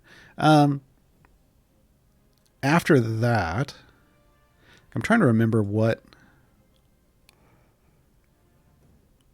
getting full epic usually puts me at in terms of item levels. I want to say full epic puts me either in the mid 40s or, I want to say mid 40s usually. Sometimes I'll get full epic in the 30s, but that's if I got real lucky on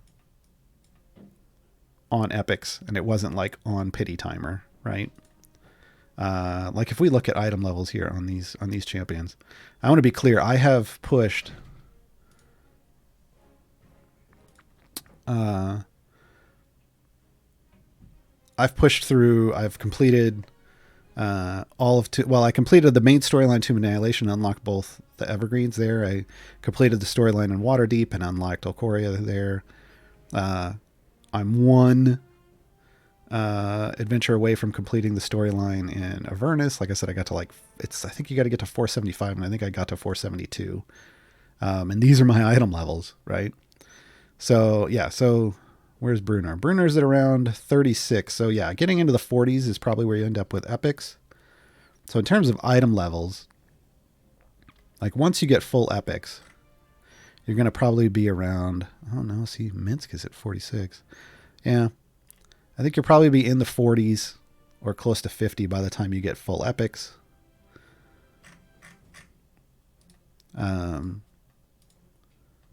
And I think I finished most of the content in the game when I was probably in, again, I keep a floor for my item levels or for my event champions on my other account. I was probably in the 60s when I was finishing most of the stuff originally as the lowest item levels on my event champions. And now my floor is at 80. So the next floor will be 90.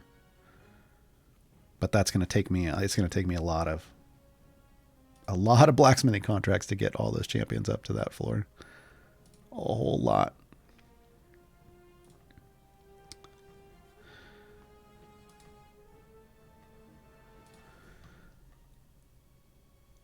Which one am I on? Okay, I'm on this one back. Okay, back to the main one. You still buy time gates even as long as you've been playing? I buy time gate pieces. What am I at? I'm at 88 pieces. We're back to the future.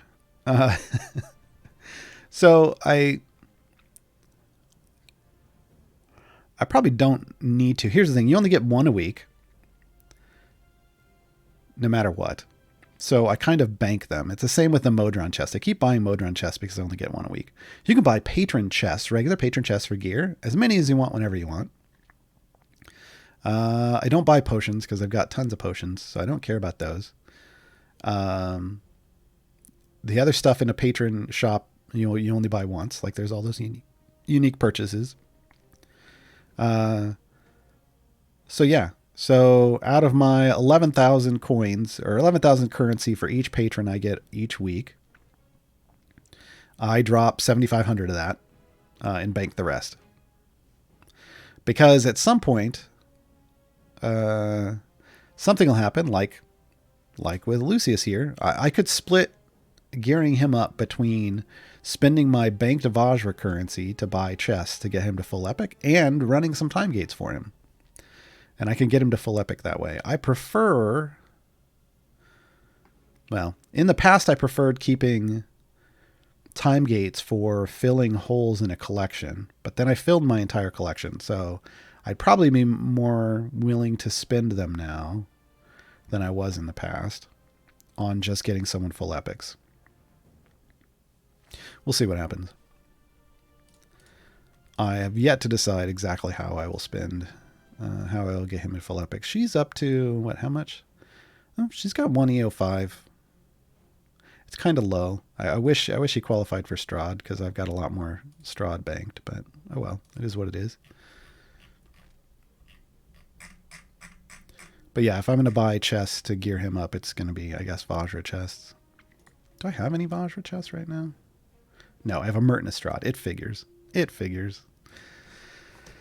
And yeah, I'm still buying Modron chests because I haven't done anything with this other core yet. At all. I don't plan on even attempting to fill this out until it's level 15. And then we'll probably do it on stream. We'll probably do this whole thing and we'll build out this one, and maybe I'll rebuild my other one. I don't know. Maybe that's when we'll do Gaarawarr's Guide to the Pipe Game, where I talk about buff boxes and how to get to purples, and yeah. But yeah, I haven't piped any of this out because I don't care. This is just my automation core right now. This is just what I use for automation, because until it gets to 15, it won't even compete with my other core. So, because this one's fully maxed. So if I want power, this is what I'm going to use for power. If I just want to automate it, then I use the other one.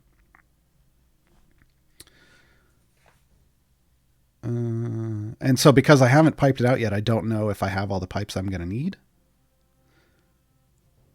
So I just keep buying chests. You get 5,000 patron currency and you spend 5,000 on a chest and 2,500 on time gate pieces. How do you keep that up? You gain 11,000, Somerville. You can gain 11,000 a week. You get 5,000 from free plays. And you can get 6,000 from the challenges. It's 5,000 base, but you can bump that up by 20%. So let's go look at that real quick. So challenges, if you'll notice the extra plus 50 over here. If we come over to Mert, challenge accepted, increases the amount of patron challenge reward earned by 20%. So that's where we get this extra additional thing on the end. That gives you another 1,000 for challenges. So that's 6,000 for challenges, and then 5,000 from free plays. Strahd's, got a little more than everybody else because I finished all of these. I got some of these, I got some extra currency from doing variants. I don't count that, but I had more variants left for Strahd than the others. But yeah, you get 11,000 a week. It does require you doing all of that, but I do all that. So once you get all the champs, which is preferable, time gates or patron chests? So that brings a whole other conversation up. Let me reset this. Like, see, I got 2,500 Barovian coins there, but I don't really count that as, like, that's a nice bonus, but I'm not like, that's my weekly stuff, because I can only do that once. So, but weekly you can get 11,000 a week. Trench run. Hold on one second. Let me get this set up. I don't know who's going to even be available here.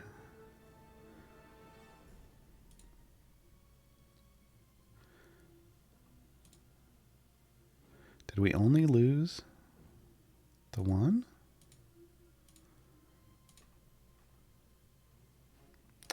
Come on, come on. I should have saved. I should have loaded this in as my save formation in my Modron. I would have just done that automatically. Champs with dex of 14 or higher, yeah. And I can't. She doesn't have that dex, right? Yep. Okay, so I need someone to go in her spot. Do I just want Regis? Yeah, we'll do Regis. And we'll do back in melee.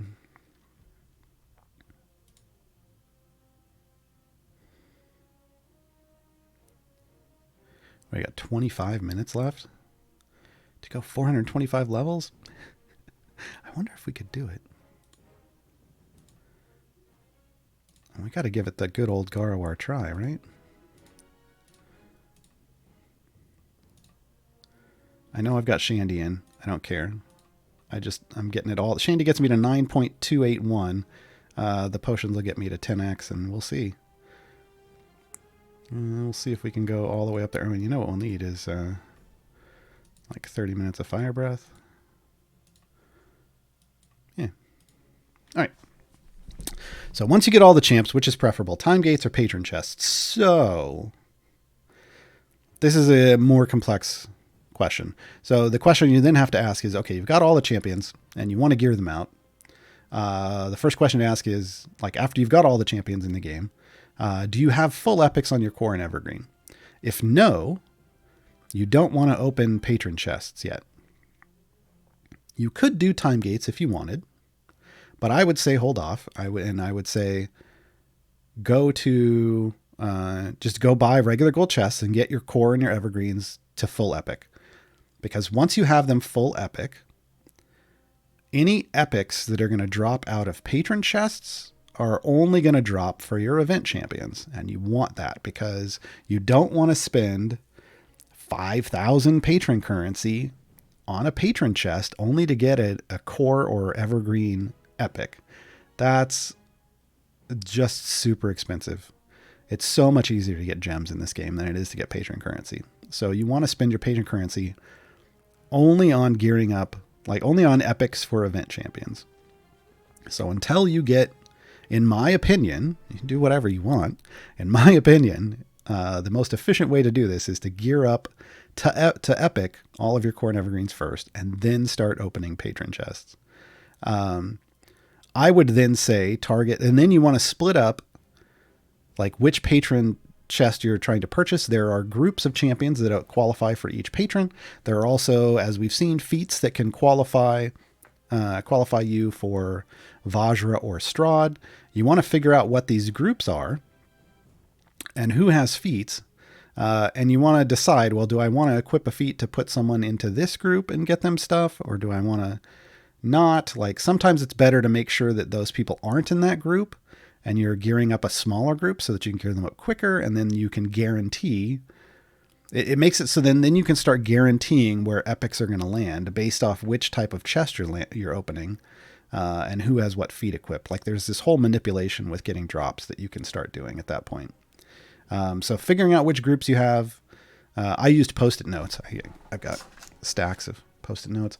I used Post-it notes and I broke things up into groups, and then I had little groups and I would start marking things off by group. And, I did like one group at a time and eventually geared it all out. I did most of the heavy lifting with patron chests, but I did do some time gate stuff early on, but then I realized that, it's real slow. You only get you get 3 chests for 6 time gate pieces. It takes, 2 weeks. If you have all the patrons unlocked, you can do a time gate run, every other week. But if you don't, it takes a lot longer. So early on, the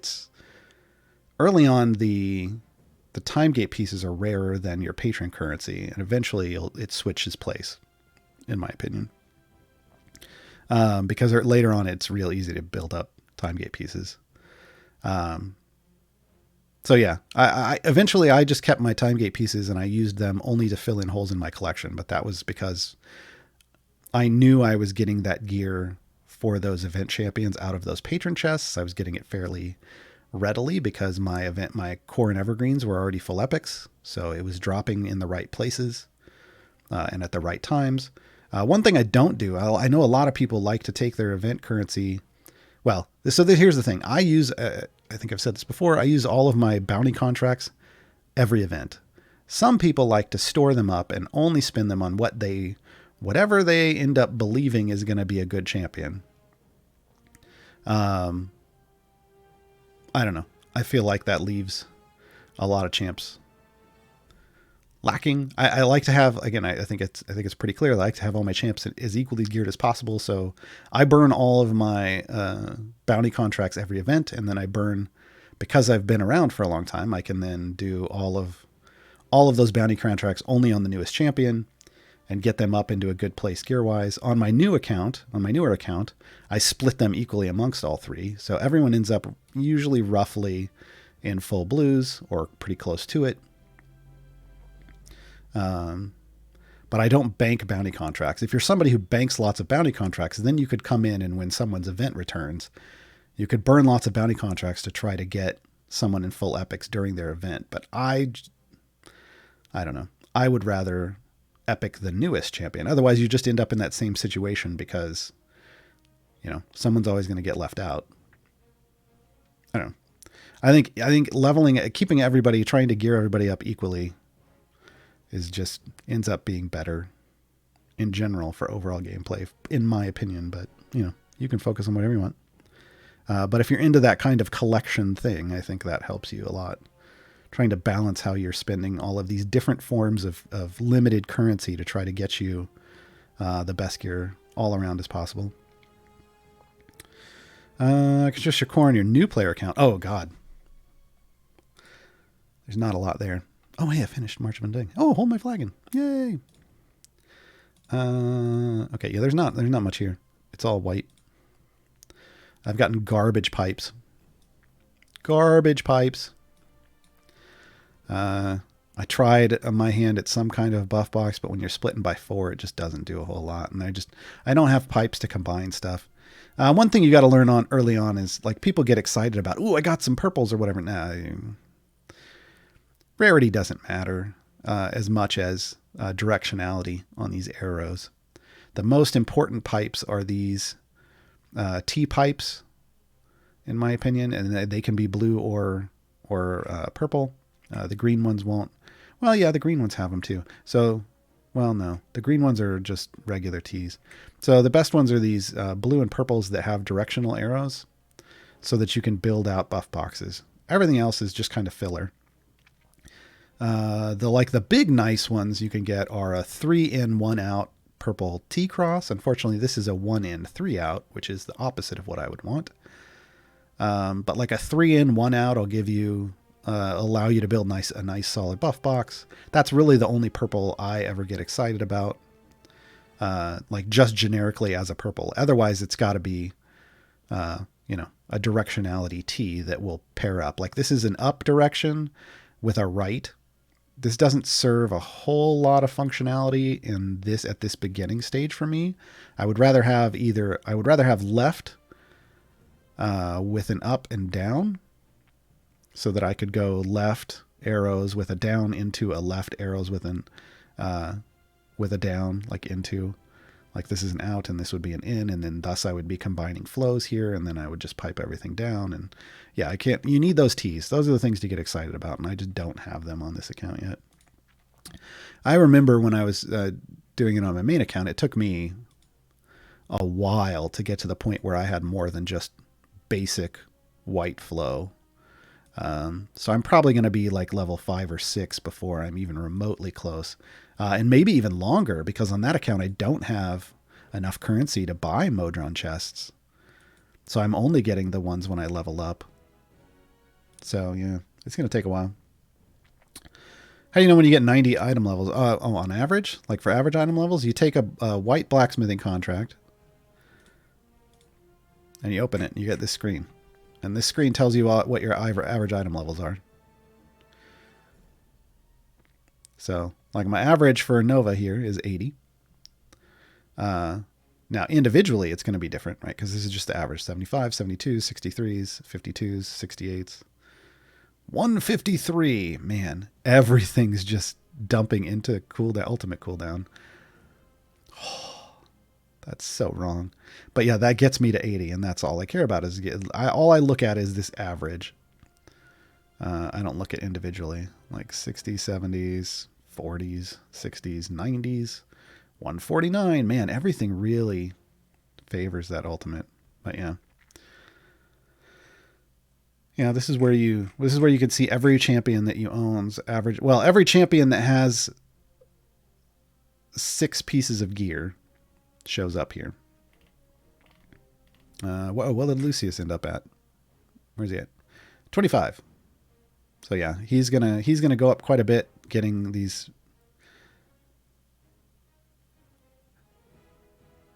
Was this? Oh, this was a potion. I was like, how did he get a shiny? I think I opened up a potion to polish last week and it landed on Lucius. Yeah, Yeah, so he'll get a good number of item levels just on the hunt for these last four epics. But yeah, this is it. And I've got a good number. I mean, I've got, 17 large. So I could get, I know I can get him up to 80 when I need to, but I don't think I can get everyone that's at 80 up to 90 with this amount. But I could hand pick some people if I wanted. I don't know. We'll see. I may end up popping some more bounty contracts this run just to try to get him some gear as well. I mean, not this run, but this event. I've got to figure out what the sweet spot is for the number of bounty contracts that's going to get me the best shot at what my goal is to have at least 3 epics every event for the newest champion. So I've got 2. I've got to figure out in these runs if I have enough to get another one. Otherwise I might use some more bounty contracts, and then I've got to adjust the number figure out what, how many gold chests I'm buying each event to get me there, etc., etc. What's the deep dive for tomorrow? Tomorrow is Gaarawarr's Guide to Ulcoria. I can't show you right now because we're in Strahd, but Dylan worked his little behind-the-scenes magic and uncompleted the gargoyle for me. So tomorrow we will do the gargoyle. We will talk about Ulcoria at length, just as a champion, and we will do her unlock. I think we could probably just do it live on stream. I think we can probably start at level 1 and just do it, because that's the only adventure we need to complete. Yeah, that might be. Hold on, let me go look. Am I in? No, I'm in just regular. This will tell me what. Oh, no, it won't tell me what completion level is. I can't remember how far we got to get. I think we can probably just do it. Because the big thing with Ulcoria, I mean, spoilers for tomorrow, sure. The big thing with Ulcoria isn't so much like the little changes that she has, the rules that she has along the way for her adventure that make it hard, like in between with these varying buffs for enemies. Yeah, they're annoying and they can be a little bit of a challenge, but not so much. The biggest thing for Ulcoria is that she only allows you to take people with her that have base magic attacks for the most part. There are a handful of others that she lets you bring along, and in their tanks, right, for the most part, which lets you actually do her thing. And the second big thing is the Neothelid, the boss. It sucks. It basically, it's this big armored monstrosity that tries to eat all your champions. And yeah, so we're going to talk about all of that tomorrow in detail. And we'll probably show a couple different formations for how you could try to get past the boss. I did this not too long ago on my Marzoir account, and ended up using like a combination of Esmeralda and Ashara. Ashara is my DPS with Esmeralda backing her up because, again, Esmeralda's niche is armored stuff, like segmented health stuff, whether it's hit-based or armored. Esmeralda makes things die twice as fast because of that. As long as you can take off an armor chunk, then you can take off twice as many with Esmeralda. So we'll try a couple different variations of that. How do you even enable this Modron function? I've been playing only for 2 weeks. Darius Major, you're gonna have to play a little while longer.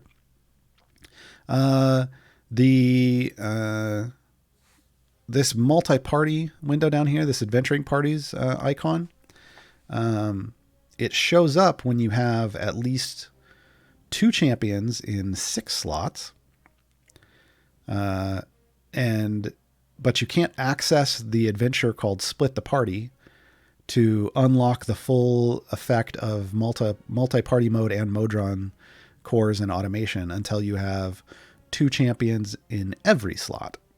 So in 2 weeks, you're not going to be even remotely close to that unless you've been buying a lot of champions, which is possible. So it's just kind of something you want to keep in mind for the future. And as you unlock champions in time gates,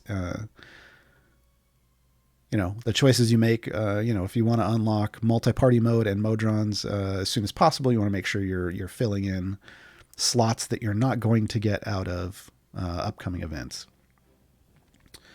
So it's not worth to level champion gear. I don't think I ever said that.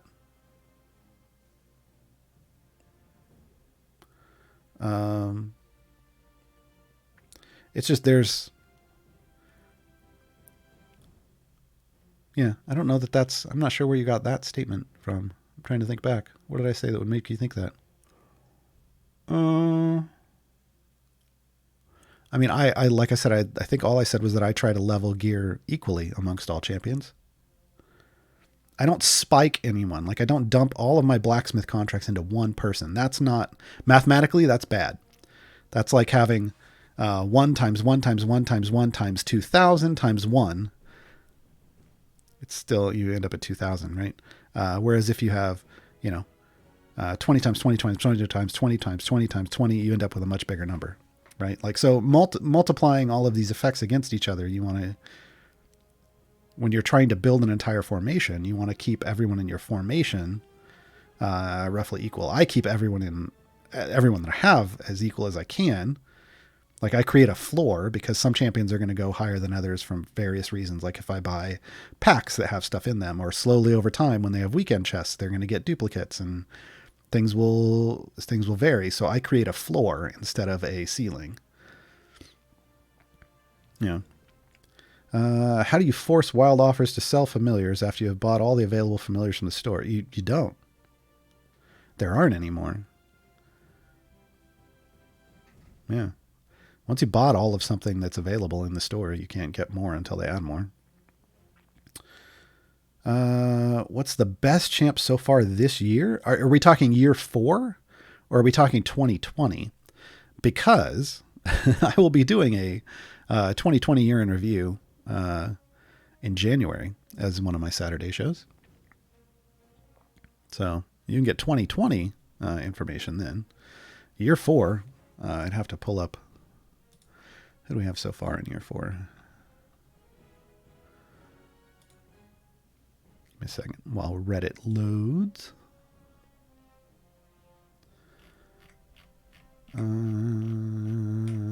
Okay, Torgar, Esmeralda, Penelope, and Lucius. Ooh. I think Esmeralda fits her niche the best. I think she shines the most when she's in her element. I think Penelope's a pretty fun overall general buffer. Torgar I haven't used, like I said, I haven't really used a lot of Torgar yet. Because I feel like I want him to be maxed out. And he's just in a slot where normally I would be using Tyrell. So I haven't had a situation where I've run a variant where I've needed Torgar over Tyrell. And Lucius, I mean, I haven't had enough time to spend with him yet. I mean, he seems like he's a solid DPS. Like I said, I push pretty far with him. I feel like he needs to be in an Erois formation to really do well, though.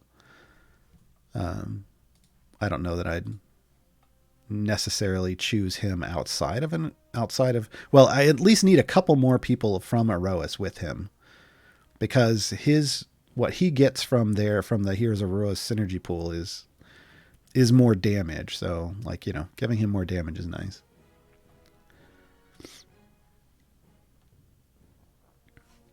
Do you have a suggestion for a nice evil team setup? I don't really just run all evil teams. There are some people in the Discord that like to run all evil teams, or at least, well, I don't know if they run all evil teams so much as they'll, like, I know there's one person who runs like a cron team, but that's more like evil or strong. But yeah, that's just not necessarily my thing. I mean, I have a kind of an evil formation going over here, but it's not necessarily built to try to go super far. I've turned off automation before and it's ended up in 300 to 400 levels, but I don't know. It's just there to farm gems in the background and to get stacks for Torgar. That's the only reason it exists. So yeah, I'm not the person to go to for that, unfortunately. At some point, maybe we'll do like a dive into evil champions, but it hasn't really been something that has been needed to do anything that I can recall.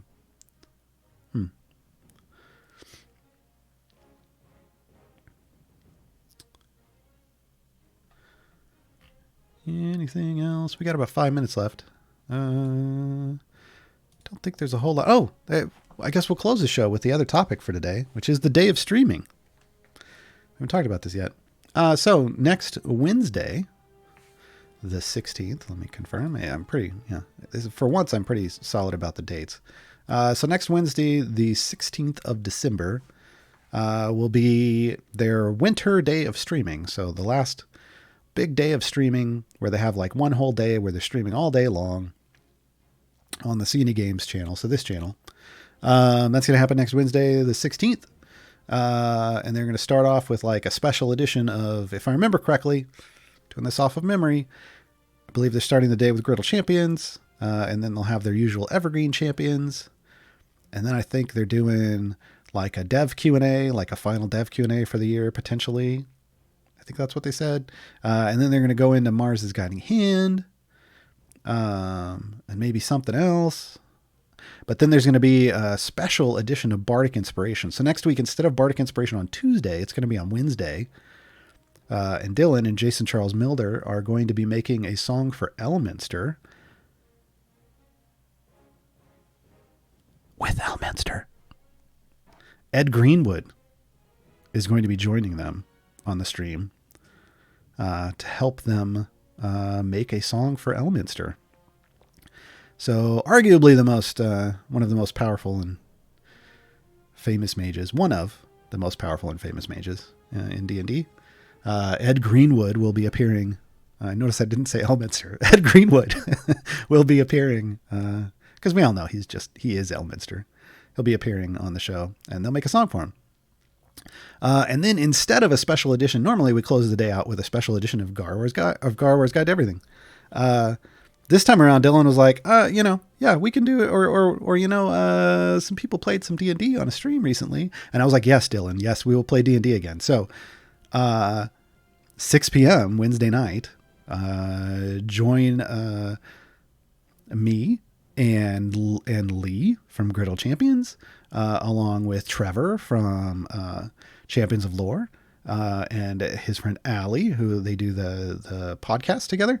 And we will be DM'd. We'll be playing D&D live, DM'd by Mars. Storyteller Mars will be presenting a new one-shot.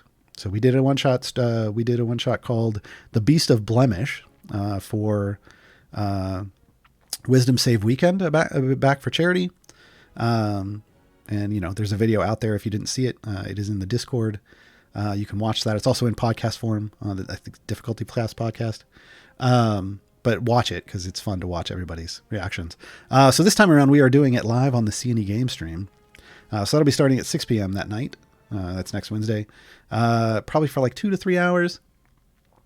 I don't want to. I think the name will probably get posted on the internet later, so I don't want to give out the name of it because Mars does have a name for it. But I've done some work behind the scenes and made up a cool little overlay with infos and stuff, and it should be pretty neat. So it'll be fun.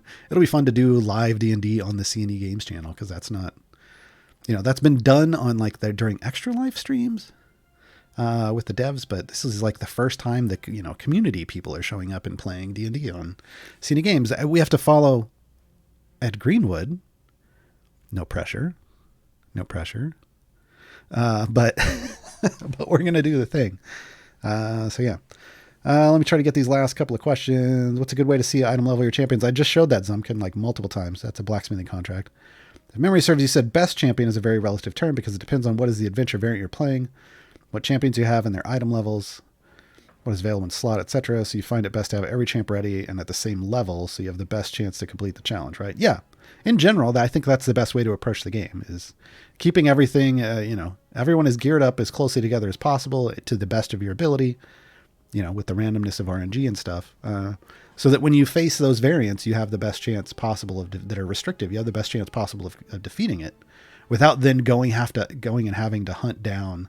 Well, now I've got to go do like multiple time gates in a row for someone to try to get them, better gear or whatever. Like if you just try to do that early on, I think that helps you a lot in terms of frustration. Okay, I'm out. Yeah, finished that mission. So we did do it in 25 minutes. I was like, I'm not sure if we can do that in 25 minutes. We did it in 25 minutes. I will catch everyone tomorrow morning. And that's the time and date I always forget. 9 a.m. Pacific for Gaarawarr's Guide to Alcoria. We'll do all the Alcoria things tomorrow, 9 a.m. Otherwise, if that's too early for you to wake up, you can catch the VOD on the CNE YouTubes next week. And I will catch you all next week. Next week is the last week this year for CNE Games streams, so make sure you tune into all of them, especially on Wednesday. And I will see you then. Bye, everybody.